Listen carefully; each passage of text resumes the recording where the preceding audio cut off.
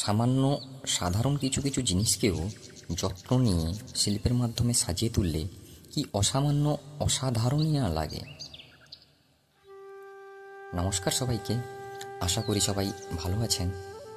মাঝে অনেক কটা দিন বাড়িতে না থাকার জন্য কোনো ভিডিও পোস্ট করা হয়নি, তাই আজ একটি সামান্য মাটির ভাঁড় রিউজ করার জন্য বসে পড়েছি এবং সেটাই আপনাদের সামনে তুলে ধরব। আমরা যারা ছোটোখাটো শখের বাগানি, তারা কখনো কোনো পাত্র, সে মাটির হোক কিংবা প্লাস্টিকের হোক, সহজে কিন্তু ফেলে দিই না।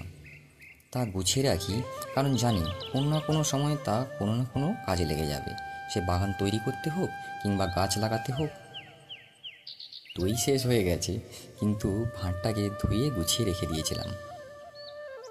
ছোটোখাটো ফুল গাছ, ক্যাকটাস এতে সুন্দর লাগানো যাবে, তাই এটি যাতে দেখতে ভালো লাগে সেই কাজে লেগে পড়েছি। প্রথমেই এতে একটি ভালো ড্রেনেজ সিস্টেম বানিয়ে নিতে হবে। তার জন্য হাতের কাছে স্ক্রুড্রাইভার পেয়েছি, সেটা দিয়েই একটা হোল করে নিয়েছি। এরপর এটিকে ভালো করে ধুয়ে লাল রঙের অ্যাক্রিলিক কালার দিয়ে বেস কোট করে নিয়েছি। তুলি হিসাবে এখানে আমি সোনাইয়ের 00 তুলি ইউজ করেছি, আর কালারটা আমি এখানে ক্যামেলের কালার ইউজ করেছি।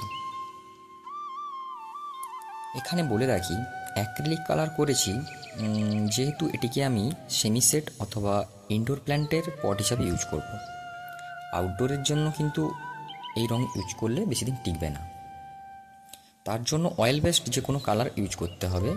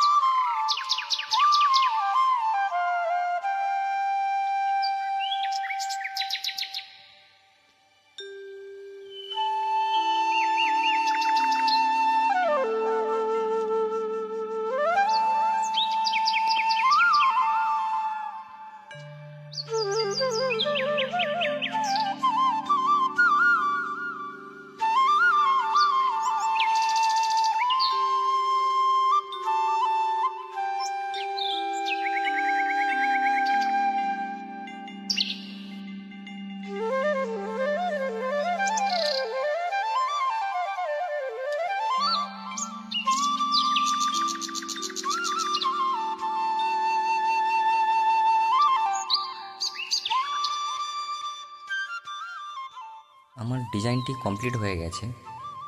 এই রঙগুলো যাতে বেশি দিন স্টে করে, তার জন্য আর্ট কভারের আর্টিস্ট ভার্নিশ ইউজ করব এবং সেটা আমি ডবল কোট করে নেব।